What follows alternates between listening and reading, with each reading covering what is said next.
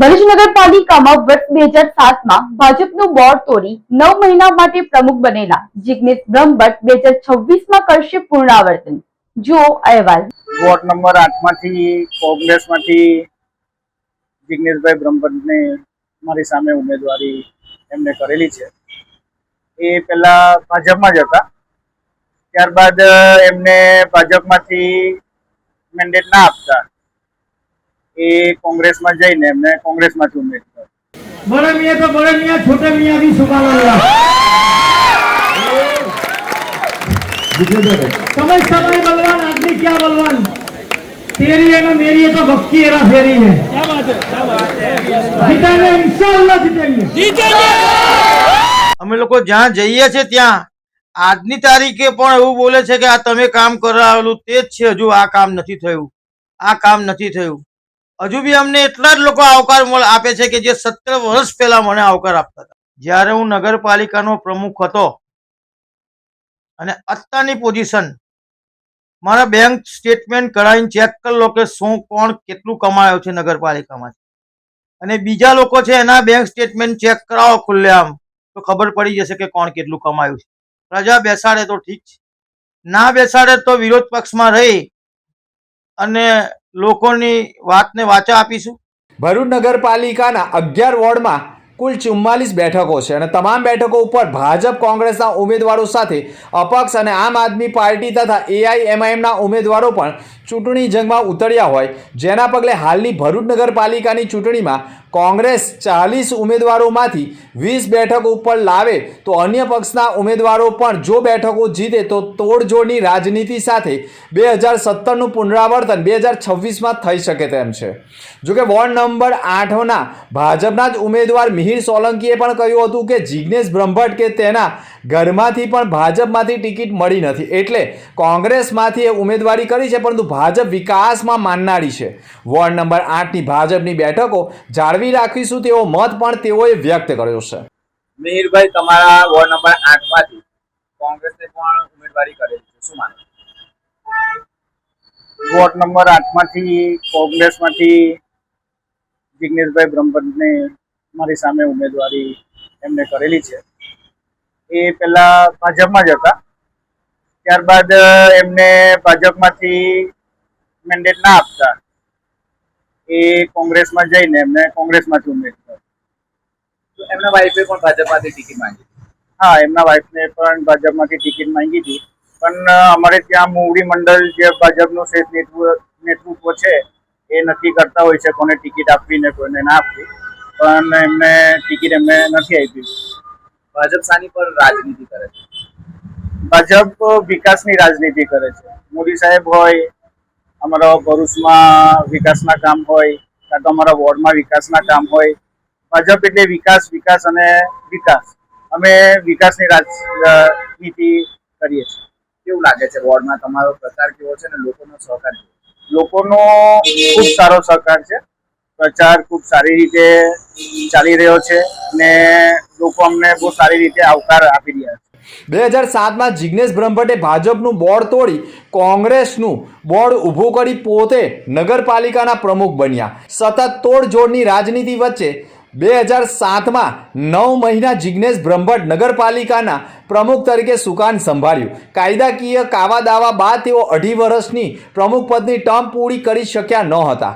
હાલમાં Jignesh બ્રહ્મભટ્ટે ward number 8માં ભાજપમાંથી ટિકિટની માંગણી કરી અને તેમને ટિકિટ ન મળી તો તેમના ઘરમાંથી પણ પત્નીને ટિકિટ ન મળવાના કારણે તેઓની આશા ઉપર પાણી ફરી વળ્યું હતું, જેના કારણે બંને ટિકિટ ન મળતા જિગ્નેશ બ્રહ્મભટ્ટે પણ વોર્ડ 8માંથી કોંગ્રેસમાંથી પોતે અને આખી પેનલ ઉતારી હાલની ચૂંટણીમાં ઘણા વોર્ડમાં કોંગ્રેસના ઉમેદવારોનો પ્રચાર પ્રસાર સત્તા પક્ષ માટે ગંભીર બની ગયો હોય। નગરપાલિકાની ચૂંટણીમાં 2007નું પુનરાવર્તન જિગ્નેશ બ્રહ્મભટ્ટ લાવી શકે તેવો ભય પણ ઊભો થયો છે અને રાજકારણમાં આ માહોલ ઊભો થયો છે। જોકે રવિવારે મતદાન પ્રક્રિયા અને તેની ટકાવારી નક્કી કરશે। કયા પક્ષોના ઉમેદવારોના પલ્લા ભારે છે, 28 એપ્રિલે મતગણતરી થતાં જ ઉમેદવારોના ભાવિ નક્કી થશે અને ત્યારબાદ નગરપાલિકામાં તોડજોડની રાજનીતિ પણ થઈ શકે તેવી શક્યતાઓ પણ હાલ રાજકારણમાં વર્તાઈ રહી છે। ભરૂચ જિલ્લામાં ચૂંટણીનો માહોલ અને પ્રચાર પ્રસાર અંતિમ ચરણમાં છે અને લોકો એટલે કે ઉમેદવારો અનેક કાવા દાવા વચ્ચે પણ જીતવાના આશાઓ સાથે મેદાનમાં ઉતરી રહ્યા છે. હજુ પણ 24 કલાક છે ચૂંટણીના પ્રચાર પ્રસારને લઈને. ખાસ કરીને વાત કરવામાં આવે તો ભરૂચમાં રાજકારણના કિંગ મનાતા જિગ્નેશ બ્રહ્મભટ્ટ સાથે આજે આપણે વિશેષ વાત કરીશું.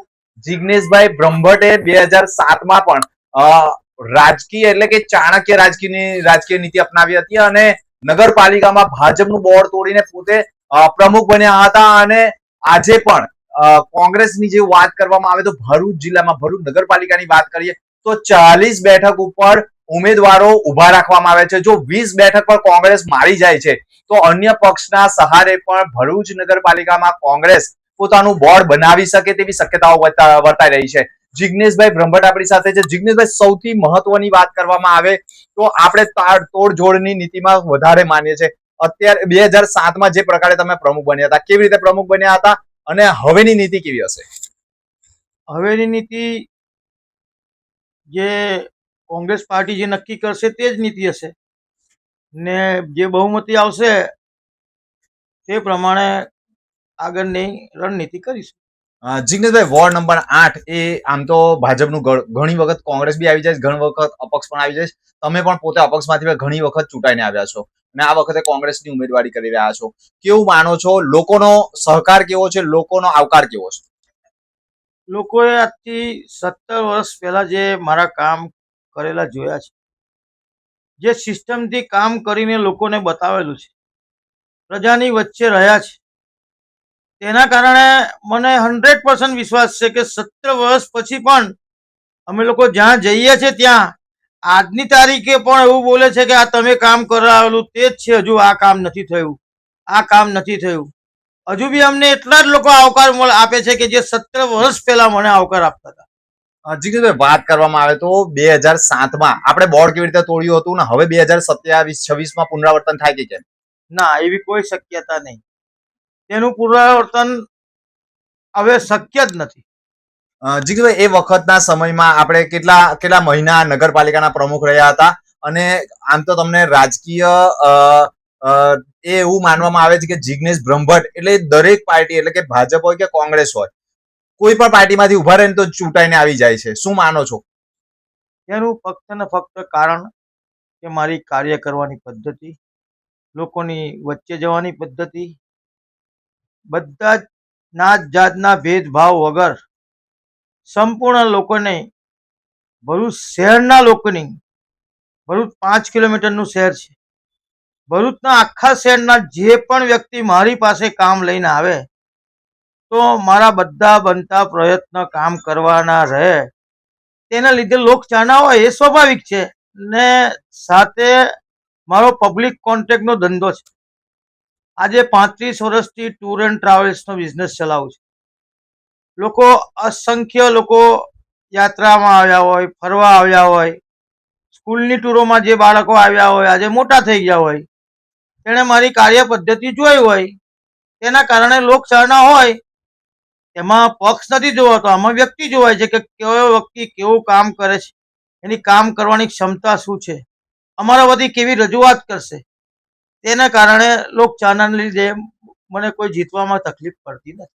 જિગ્નેશભાઈ, ભરૂચ નગરપાલિકા કરોડોના દેવામાં ડૂબી ગયેલી છે. લગભગ પાણીનો જે દેવું બાકી છે 169 કરોડ એનું બાકી છે.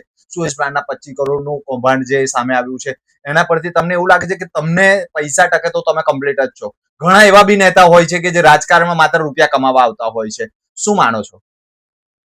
તમે, જ્યારે હું નગરપાલિકાનો પ્રમુખ હતો અને અત્યારની પોઝિશન, મારા બેંક સ્ટેટમેન્ટ કઢાવીને ચેક કરી લો કે શું કોણ કેટલું કમાયો છે નગરપાલિકામાં, અને બીજા લોકો છે એના બેંક સ્ટેટમેન્ટ ચેક કરાવો ખુલ્લેઆમ તો ખબર પડી જશે કે કોણ કેટલું કમાયું છે.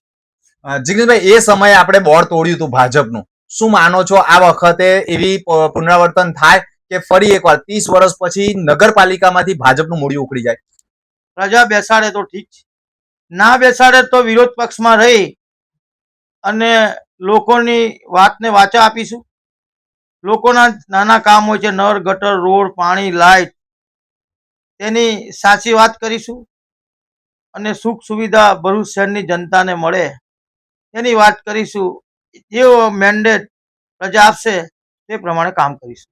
તમારા જ વિસ્તારમાં વિકાસના કામો નહોતા થતા, તમે જાતે મેદાનમાં ઉતર્યા, તમે જાતે તમારું એક ઇન્ટરવ્યુ કર્યું હતું ને એટલે જ તમે ફરી એકવાર રાજકારણમાં આવ્યા છો.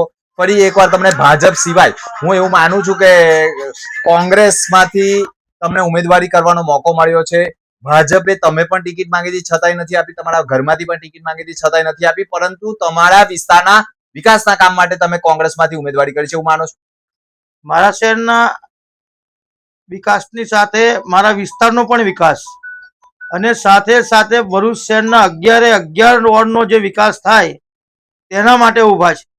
એનું કારણ કે હું ફક્ત કોર્પોરેટર પૂરતો નહીં, ભરૂચ શહેરનો નાગરિક પણ છું અને ભરૂચ નગરપાલિકાનો પ્રમુખ પણ રહી ચૂકેલો છું. એટલે સ્વાભાવિક છે કે મારી જવાબદારી કોઈ ફરિયાદ લઈને આવે તો મારા વોર્ડ પૂરતી સીમિત ના રહે, બીજાના વોર્ડ પૂરતી પણ હું કામ કરીશ અને એનું જે બી પ્રશ્ન હશે એનું નિરાકરણ કરી આપીશ. આપણે નગરપાલિકામાં કઈ કોંગ્રેસ કે ભાજપમાંથી આપણે પદ પર આવ્યા હતા અને કેટલા મહિના રહ્યા હતા? અમે 9 મહિના રહ્યા. અઢી ટર્મ કેમ પૂરી ના થઈ? અઢી ટર્મ કે અમારી પાસે બહુમતી નહોતી. 1/3 બહુમતી હોય તો અઢી ટર્મ પૂરી થાત, જે કાયદો છે એ પ્રમાણે.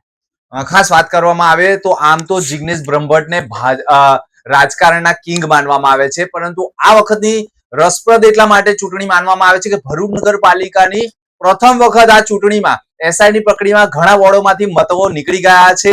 એટલે એવું કહેવાય કે કટોકટીના સમયમાં જે પણ મતો પાછળથી પણ પડતા હતા તેને હવે નહીં થાય, એટલે ક્યાંક ને ક્યાંક કોંગ્રેસનું પલ્લું ભારે છે. 40 ઉમેદવારોમાંથી જો 20 ઉમેદવારો પણ જીતીને આવે છે તો અન્ય પાર્ટીઓમાં પણ ભંગાણ કરીને ભરૂચ નગરપાલિકાનું જે ભાજપ બોર્ડ હતું 30 વર્ષથી, આ વખતે ફરી એકવાર 2017નું 2007નું પુનરાવર્તન 2026માં જોવા મળે અને 2026માં કોંગ્રેસ નગરપાલિકામાં સત્તાનું સુકાન સંભાળે તેવા પ્રથમ દ્રષ્ટિએ તો અહેવાલો મળી રહ્યા છે. પરંતુ રાજનીતિનું તોડજોડનું પ્રકરણ આ વખતે ચાલશે કે કેમ? જિગ્નેશ બ્રહ્મભટ્ટ એટલે રાજકીય ચાણક્ય માનવામાં આવે છે અને રાજકીય ચાણક્ય નગરપાલિકામાં કંઈ પણ કરી શકે છે તે તો આવનારો સમય બતાવશે. મનોજ ખંભાતા સાથે દિનેશ મકવાણા, ભરૂચ.